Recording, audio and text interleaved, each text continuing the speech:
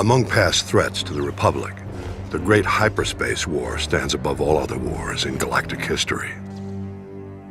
In fact, the battle we fight today is in many ways an extension of this same conflict. The Sith Empire we believe we had destroyed in this war has now returned to avenge its defeat. The historical factors that set the stage for the modern conflict bear close examination.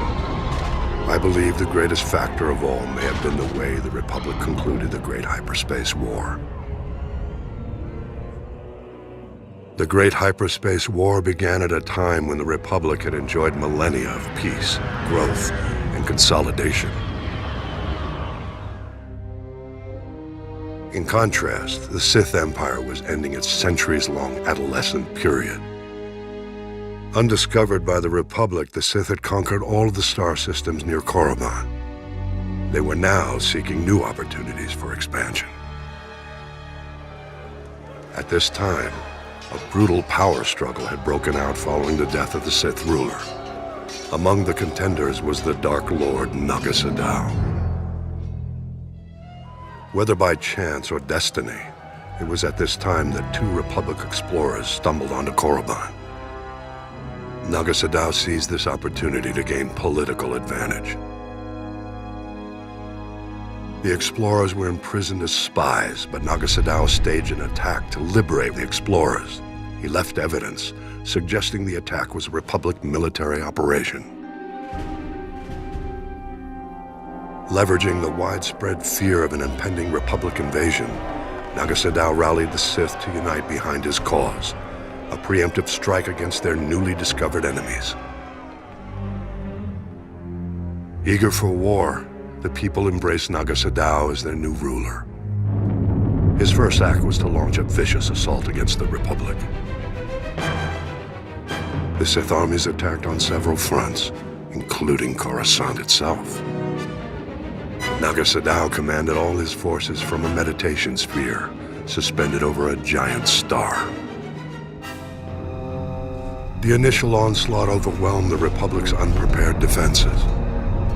The Sith Empire's victory was almost assured, but as happened so often, the dark side turned upon itself. Naga Sadow was betrayed by his apprentice. Though the apprentice was defeated, the attack did succeed in breaking Naga Sadow's battle meditation. The tide of the war turned. The Sith were lost without their leader's direction, and the Republic forces soon chased the invaders back to the very doorstep of Naga Sadow's meditation sphere. Recognizing his imminent defeat, the Sith Lord abandoned his forces and started a chain of events to destroy the nearby star and everything in its vicinity. Naga Sadow fled back to Korriban, only to discover renewed opposition to his rule. Civil war broke out, whittling away what was left of the Sith Empire's already weakened armies. Naga Sadow defeated the upstarts, but the Sith were defenseless when the Republic fleet attacked shortly thereafter. As the Republic fleet wiped up what remained of the Sith military, Naga Sadow fled again, this time into permanent exile on Yavin 4. It was at this moment the Republic made what might now be considered a mistake. The Sith no longer posed a threat to the Republic, but the Supreme Chancellor was unsatisfied.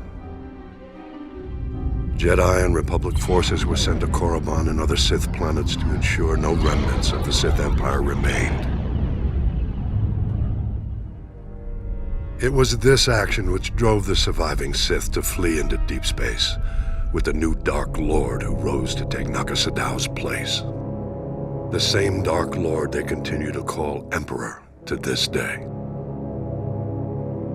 I believe this was why he led his people to rebuild their civilization on Drummond Kaz.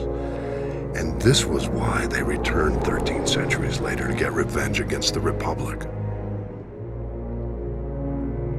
One must wonder how things might have been if the Republic had handled the end of the Great Hyperspace War differently. We mustn't forget, though, The conflict at the heart of the Great Hyperspace War and the war we fight today began even before the Sith Empire rose to power. I'll elaborate in the next holo record.